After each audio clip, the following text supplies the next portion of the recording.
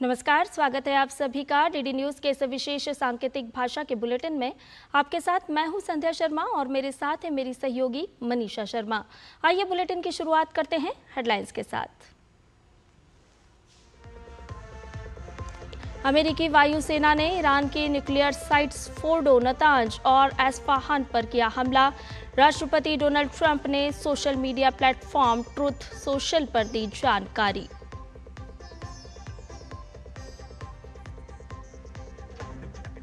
Operation Sindhu के तहत Iran से भारतीयों की वापसी का सिलसिला जारी।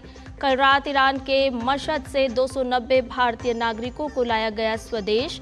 अब तक 1117 भारतीय सुरक्षित लौटे।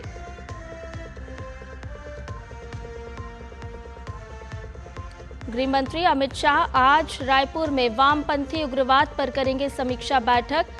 छत्तीसगढ़ और पड़ोसी राज्यों के डीजीपी, एडीजीपी के साथ करेंगे सुरक्षा पर चर्चा। नेशनल फॉरेंसिक साइंस यूनिवर्सिटी के रायपुर परिसर की रखेंगे आधारशिला।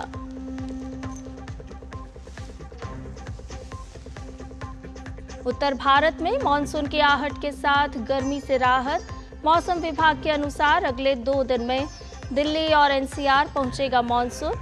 वहीं पूर्वोत्तर में आज मूसलाधार बारिश की संभावना।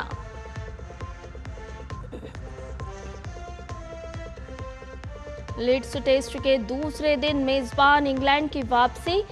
इंग्लिश टीम ने पहली पारी में भारत के 471 रन के जवाब में 3 विकेट पर बनाए 209 रन। ओली पोप 100 रन बनाकर क्रीज पर मौजूद।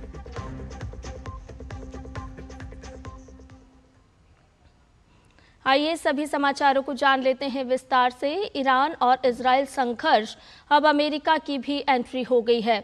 अमेरिकी राष्ट्रपति डोनाल्ड ट्रंप ने social media platform truth social पर लिखा कि अमेरिकी सेना ने ईरान के परमाणु स्थलों पर बमबारी की है। अमेरिकी सेना ने फोर्डो, नतांज और एस्फाहान न्यूक्लियर साइट्स पर हमला किया।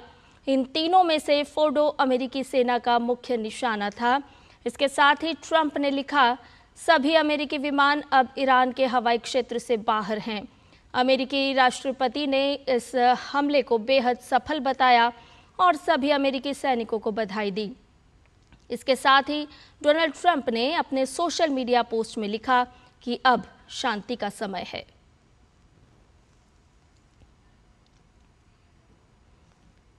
ईरान से अपने नागरिकों को वापस लाने के लिए भारत ने ऑपरेशन सिंधु लॉन्च किया है।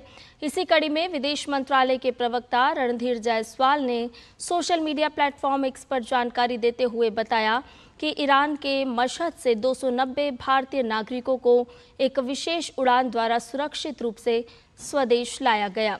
इसी के साथ अब तक ईरान से 1117 सुरक्षित भारतीय नागरिकों को निकाला जा चुका है। ऑपरेशन सिंधु के तहत ईरान से भारतीयों के साथ साथ श्रीलंकाई नागरिकों को भी सुरक्षित निकाले जाने को लेकर श्रीलंका ने भारत के प्रति आभार जताया है। श्रीलंकाई विदेश मंत्रालय ने अपने आधिकारिक एक्स प्लेटफॉर्म पर लिखा कि ईरान से भारतीय नागरिकों के साथ साथ श्रीलंकाई नागरिकों को सुरक्षित निकालने में समय पर सहायता प्रदान करने के लिए श्रीलंका भारत सरकार का हार्दिक आभार व्यक्त करता है। ये एकजुटता का कार्य भारत और श्रीलंका के बीच मजबूत और स्थायी साझेदारी का प्रतीक है, जिसकी श्रीलंका की जनता हृदय से सराहना करती है। केंद्रीय गृह मंत्री अमित शाह आज से 2 दिवसीय छत्तीसगढ़ दौरे पर रहेंगे। इस दौरान अमित शाह रायपुर में नेशनल फॉरेंसिक साइंस यूनिवर्सिटी की आधारशिला रखेंगे। साथ ही छत्तीसगढ़ से नक्सलवाद के खात्मे को लेकर केंद्रीय गृह मंत्री छत्तीसगढ़ के वरिष्ठ अधिकारियों के साथ अहम बैठक भी करेंगे, जिसमें राज्य की कानून व्यवस्था, नक्सल प्रभावित क्षेत्रों की स्थिति और सुरक्षा बलों के कार्यों की समीक्षा की जाएगी। इस दौरान छत्तीसगढ़ द्वारा चलाए जा रहे नक्सल विरोधी अभियान में पड़ोसी राज्यों को भी अलर्ट मोड पर रहने और अपने राज्यों के इलाकों में सैन्य गति बढ़ाने के निर्देश दिए जाएंगे। इसके बाद वो वामपंथी उग्रवाद पर सुरक्षा की समीक्षा बैठक लेंगे। 23 जून को गृह मंत्री अबुझमाड़ क्षेत्र के ग्रामीणों के साथ संवाद करेंगे। वहीं इसके बाद वो नारायणपुर के इरगभट्टे स्थित बीएसएफ कैंप पहुंचकर जवानों के साथ बातचीत भी करेंगे। केंद्र और छत्तीसगढ़ सरकार नक्सलवाद को जड़ से मिटाने के लिए निरंतर कड़े कदम उठा रही है। इसी कड़ी में छत्तीसगढ़ राज्य के बीजापुर जिले के नेशनल पार्क क्षेत्र में जून के पहले पखवाड़े के दौरान सुरक्षा बलों द्वारा चलाए गए माओवादी विरोधी अभियानों में माओवादी कैडर और सुरक्षा बलों के साथ मुठभेड़ में 7 माओवादियों के शव बरामद किए गए। बरामद शवों में 2 शीर्ष माओवादी नेताओं गौतम उर्फ सुधाकर भाकपा की केंद्रीय समिति का सदस्य एवं भास्कर राव भाकपा स्टेट कमेटी के सदस्य शामिल हैं।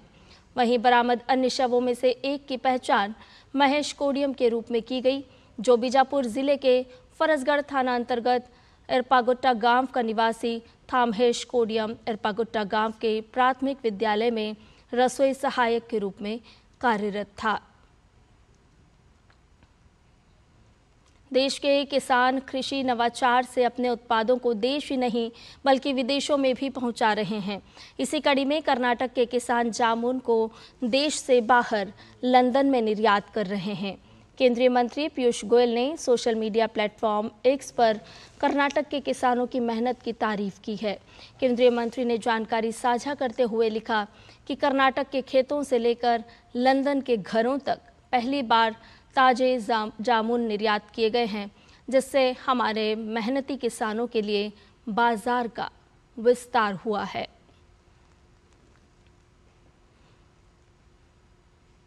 केंद्र सरकार देश के किसानों को हर संभव मदद पहुंचाने का निरंतर प्रयास कर रही है और इसी कड़ी में कर्नाटक के आम उत्पादक किसानों को भाव की समस्या से केंद्रीय कृषि मंत्री शिवराज सिंह चौहान ने बड़ी राहत दी है। कर्नाटक के किसानों को आम के घटे भाव के संबंध में अंतर की राशि का भुगतान केंद्र और राज्य सरकार मिलकर करेगी। ये फैसला केंद्रीय मंत्री शिवराज सिंह और कर्नाटक के कृषि मंत्री एन चलुवरायस्वामी के बीच वीडियो कॉन्फ्रेंसिंग के जरिए हुई बैठक में लिया गया।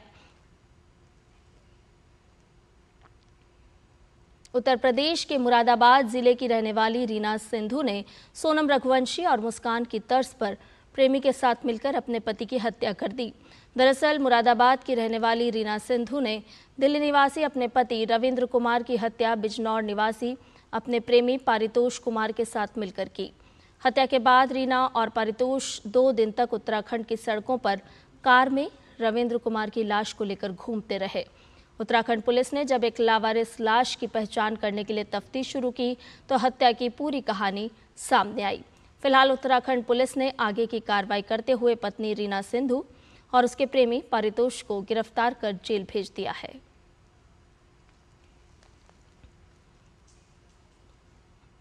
उत्तर भारत में मानसून की आहट के साथ गर्मी से राहत मिलती हुई नजर आ रही है। मौसम विभाग ने बताया कि अगले 2 दिनों में मानसून दिल्ली और अन्य क्षेत्रों में पहुंच जाएगा। आज से 26 जून तक उत्तर प्रदेश, पंजाब, हरियाणा, चंडीगढ़ में तेज बारिश होने की संभावना है। इसके साथ ही आज से 27 जून तक बिहार, झारखंड, मध्य प्रदेश, छत्तीसगढ़, पश्चिम बंगाल में वर्षा होने के साथ आंधी और बिजली गिरने की भी संभावना है।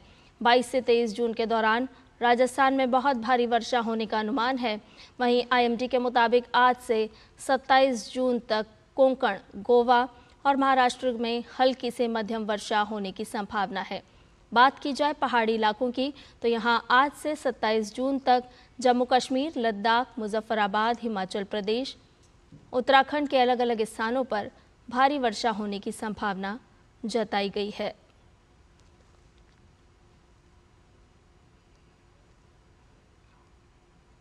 भारत और इंग्लैंड के बीच पहले टेस्ट मैच के दूसरे दिन का खेल समाप्त होने तक इंग्लैंड ने ओली पोप के शतक और बेन डकेट के अर्धशतक की मदद से 3 विकेट पर 209 रन बनाए हैं। इंग्लैंड की टीम अभी भारत से 262 रन पीछे चल रही है। दिन का खेल खत्म होने तक पोप 100 और हैरी ब्रुक बिना खाता खोले क्रीज पर मौजूद हैं। भारत के लिए पहली पारी में अब तक तीनों विकेट तेज गेंदबाज जसप्रीत बुमराह ने झटके हैं। इससे पहले भारत पहली पारी में 471 रन पर ऑल आउट हो गया था। दूसरे दिन भारतीय टीम ने 3 विकेट पर 359 के स्कोर को आगे खेलना शुरू किया और आखिरी 7 विकेट 112 रन पर गंवा दिए। कप्तान शुभमन गिल ने 147, ऋषभ पंत ने 134 और यशस्वी जायसवाल ने 101 रन की शानदार शतकीय पारियां खेली। केएल राहुल ने 42 रन बनाए। इंग्लैंड की ओर से कप्तान बेन स्टोक्स और जोश टंग ने 4-4 विकेट झटके। ब्रायडन कार्स और शोएब बशीर को एक एक विकेट मिला। 23 साल बाद ऐसा हुआ है जब इस मैदान पर 3 भारतीय बैटर्स ने एक पारी में शतक लगाए हैं। इससे पहले सचिन तेंदुलकर, राहुल द्रविड़ और सौरव गांगुली ने 2003 में शतक लगाया था। और इसके साथ ही हमारे इस विशेष सांकेतिक भाषा के बुलेटिन में फिलहाल इतना ही। मुझे और मेरी सहयोगी मनीषा को दीजिए इजाजत। नमस्कार।